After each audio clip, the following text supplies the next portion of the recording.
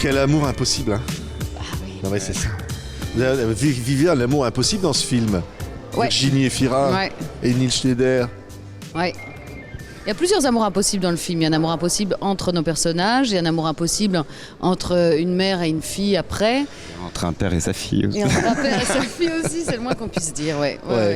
C'est le film de Catherine Corsini, d'après le roman de Christine Angot. Il est terrifiant dans le film. Hein, votre ami là. Bon, là, on fait attention hein, parce que faut pas mélanger les rôles. Hein. Ouais. Vas-y. Oui. Il est terrifiant. Il est terrifiant. Il est terrifiant, mais il est aussi très charmant. Hein. Il a plein de qualités. Il est érudit. Oui. Il est séduisant aussi, parce que là, le personnage que vous incarnez... Il n'a pas que des défauts, sinon je ne vois pas pourquoi elle serait accrochée comme ça. Mais ça raconte aussi effectivement une histoire d'amour, où il y a quand même une différence de classe sociale entre eux assez importante. Il y a plein de choses qui, de manière non intime et presque sociologique, infériorisent l'un par rapport à l'autre. Elle est d'origine juive, c'est une femme à une époque où les droits des femmes étaient quand même pas très conséquents, elle est pauvre, et lui a une aristocratie, etc. Et il y a aussi chez elle, je pense, une forme de fascination pour ce qu'il est, pour son élégance, pour son intelligence, pour sa culture, mais aussi pour... Sa fille lui dit à un moment « Ah, tu attendais un méchant ». Il y a aussi cette chose-là qui existe. Oui, si on regardait la bande-annonce, tiens.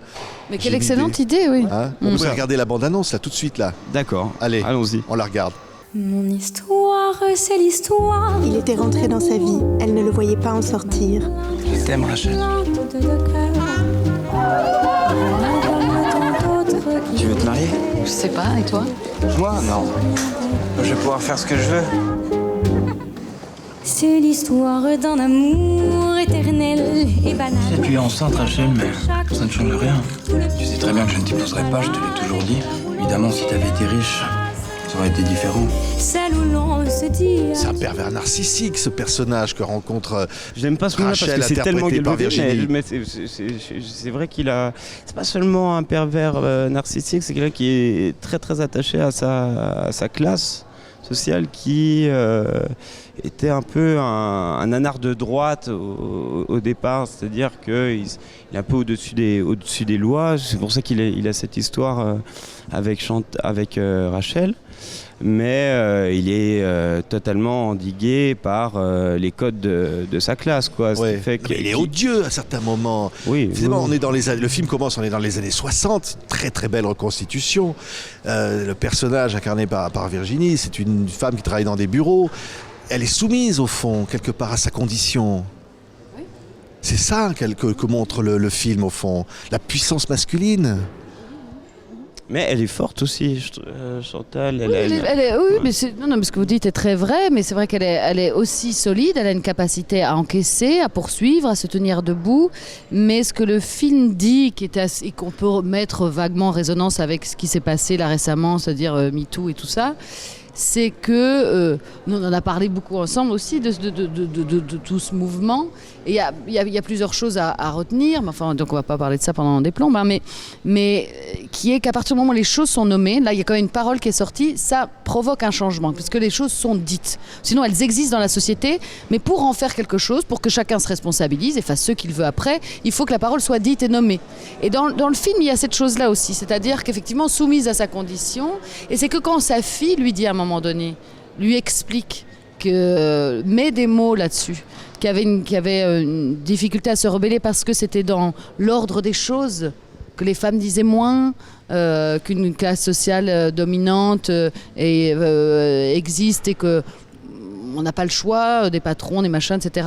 Enfin voilà, c'est à un moment donné, parce que la parole est donnée, ça change quelque chose. Oui, c'est vrai, Niels, que sur le tournage, vous avez dit, à un moment, c'est trop dur de jouer ce personnage. Enfin, il est trop dur, c'est horrible. Ça, je le trouvais à la fois dur et à la fois fascinant. Donc, et puis un fou comme ça, parce que c'est vraiment un fou. On peut pas totalement le cerner, un personnage comme ça. Il y a même de du coup, l'inceste à un moment. Ouais.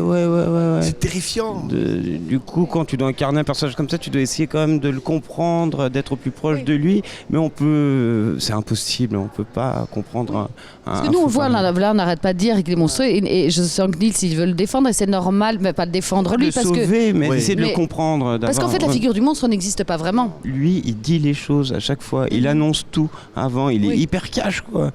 Il lui dit, je me marierai jamais avec toi.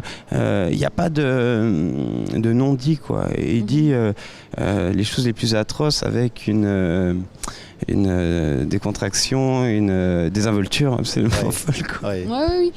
Oui, sauf qu'à un moment donné, il est question d'inceste, et à partir de là, c'est très difficile d'essayer de... C'est la force de ce film, c'est que pour la narratrice, c'est l'enfant qui raconte cette rencontre entre ses deux parents, et finalement qui quelque part dialogue avec sa mère, retrouve sa mère, et qui vieillit dans le film. C'est incroyable d'ailleurs, la transformation physique, tous les deux.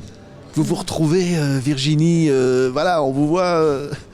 C'est quand même, au cinéma, c'est impressionnant de vous voir comme ça. C'est intéressant, c'est-à-dire qu'il y a 6 heures de maquillage environ. Après, j'avais plusieurs étapes, parce qu'à un moment, j'ai 65 ans, et je me souviens, la première fois que je joue, et que j'ai 65 ans, et que j'ai ce visage-là, je me mettais à marcher comme si j'en avais 150, à faire... C'est vrai ? Oui. Donc, j'exagère un peu là, mais alors que non, à 65 ans, on marche de la même manière. C'est que tout d'un coup, il y a un costume, il faut comprendre les choses. Il y a quand même peut-être une lenteur un tout petit peu plus. Enfin, essayer de comprendre cette chose-là. Moi, j'étais plus paniquée sur la jeunesse, en fait, parce que j'ai 28 ans et j'ai pas l'air d'avoir 28 ans. Du coup, j'avais un peu peur de ça. Est-ce que ça va être crédible ou pas ? C'est absolument crédible, Nils. Absolument. C'est clair qui est fort, c'est que ce film est vrai et finalement moderne quelque part. Cette histoire-là. Ça raconte une vie simple avec une tragédie au cœur de ça, qui est arrivée à quelqu'un de bien, quoi.